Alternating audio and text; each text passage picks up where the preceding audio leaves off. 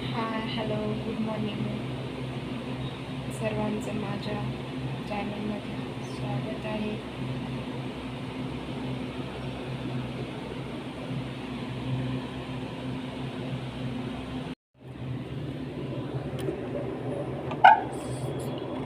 सकाळी सकाळी उठले आणि दार काढायला गेले.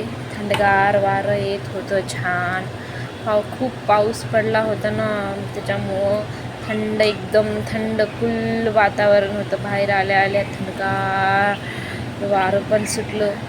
हे बघू शकता बाहेरचं कसं आहे ते वातावरण, एकदम थंड आहे.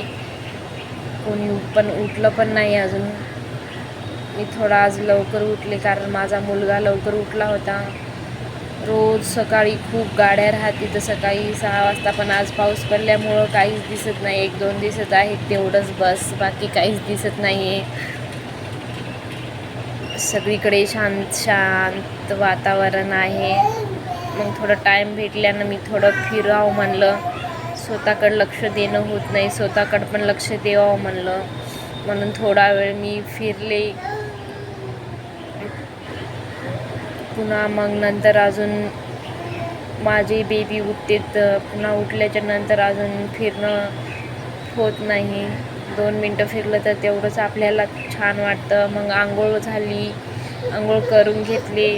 आंघोळ झाल्याच्या नंतर मग लगेच सॉरी माझं बेबी लढत आहे त्याच्यामुळे थोडा आवाज येत असेल तर इग्नोर करा. मग आंघोळ झाल्याच्या नंतर थोडं स्वतःकडे लक्ष द्यावा म्हणून फोटो घेतल्या, 2-3 फोटो घेतल्याच्या नंतर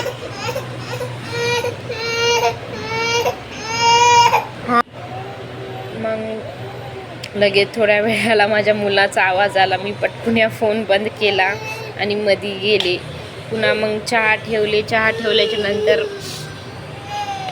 चहा बिस्किट खावं म्हणलं. गरम चहा ठेवले. चहा शिजेपर्यंत थोडं देवपूजा करायची होती, आवरून घेतले. चहा छान शिजला, उकळी आली की मग छान लागतो पियाला. नाहीतर चांगलं चहा शिजल्या गेल्याच्या नंतर चहा पण पिवा वाटत नाही आहे. त्याच्यामुळं चांगलं चहा शिजू देते मी, चांगलं 5 मिनटं तरी त्याला चांगलं उकळी येऊ देते. उकळी आल्याच्या नंतर मग आम्ही चहा घेतला. मग चहा घेतल्याच्या नंतर थोडं देवपूजा ती करून घेतली. मग लगेच माझा छोटा मुलगा हा श्रेष्ठ उठला.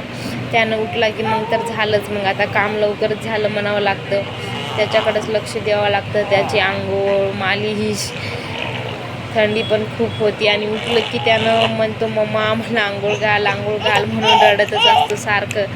मग त्याला आंघोळ वगैरे घालून घेतली. सगळं झाल्याच्या नंतर अजून संध्याकाळच्या ब्लॉगमध्ये भेटूया. तरी पण थोडा वेळ माझ्या बेबीकडे बघा तुम्ही कसा बघतोय तो. मम्माला बघून किती चांगला हसते.